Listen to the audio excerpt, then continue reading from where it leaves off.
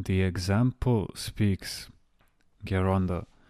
Should people living a spiritual life in the world let others know that they are fasting?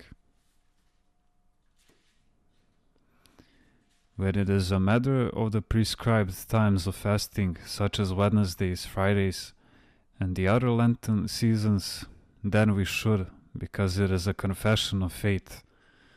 The other ascetic fasts, that is those which are undertaken for the love of Christ, or for our prayer of petition to be heard, those should be practiced in secret. Our goal is to live an orthodox way, not simply to speak or to write in an orthodox way.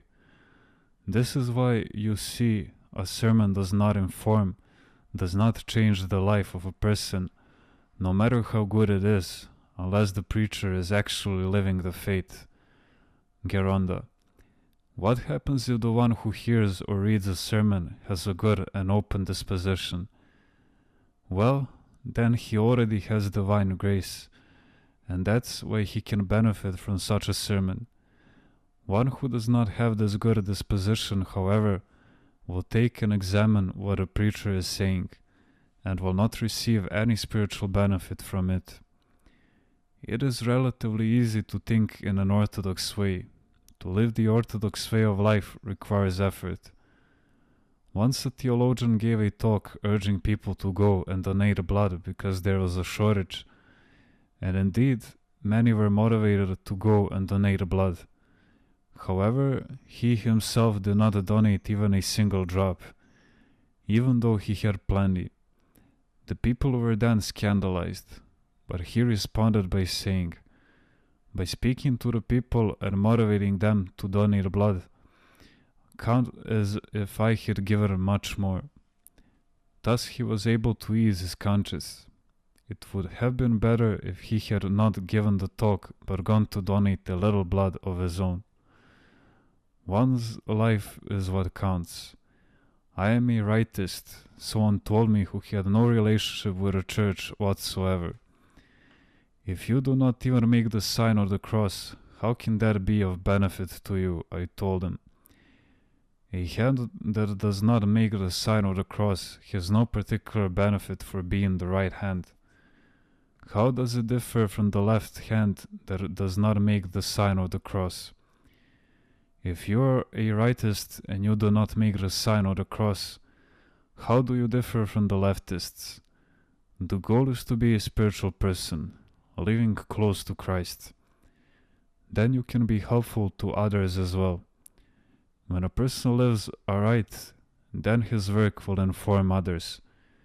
A certain Protestant lived in a city and was critical of everybody, the clergy, the bishops, everyone without exception. Not far from there, a certain monk lived an ascetic life in a monastery. At one point, an atheist asked the Protestant, "All right, you criticize all the bishops and all the clergy. What do you have to say about that monk? Him I accept," he said, "because he differs from the others.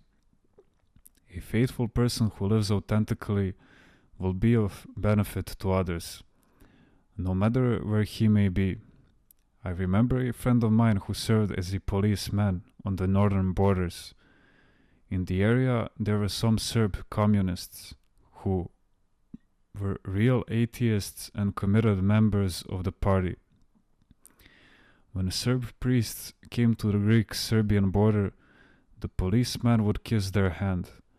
The communists noticed this. A Greek policeman was kissing the hand of Serb priests. This made an impression upon the communists, and they reconsidered the issue of faith. How helpful are those people who have an important position and uphold the faith and traditions? This is why I try to see some important people when they come to me. I want to help them, because they in turn can help others with their good example. There is a field marshal I know who is such an example. Whatever he does is from within, from the heart, not superficial. Others who observe his way of life question themselves and are benefited. In the past, the local leaders had principles. They believed. Do you know what a prominent lady had said to a parliamentarian in a city?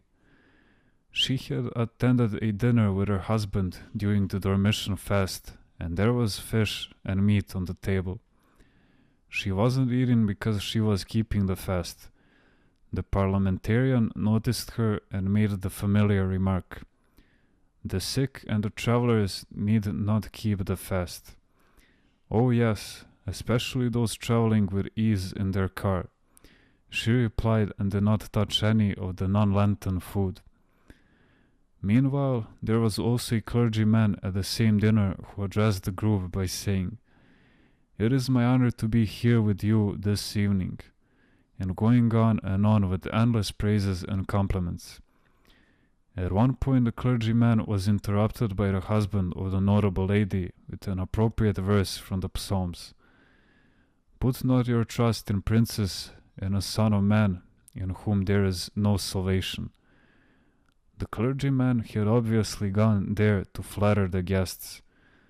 On another occasion, the same lady had said to a university professor of theology, "Please do not fuss too much over minor details and fail the priests in their examinations. Try to help them pass their examinations because there is such a great need for priests in the countryside." The point I want to make is that in the past, local officials and leading members of our society were interested in the church and served as an example for the people. What will have a positive impact on people today is our Christian example and our Christian life.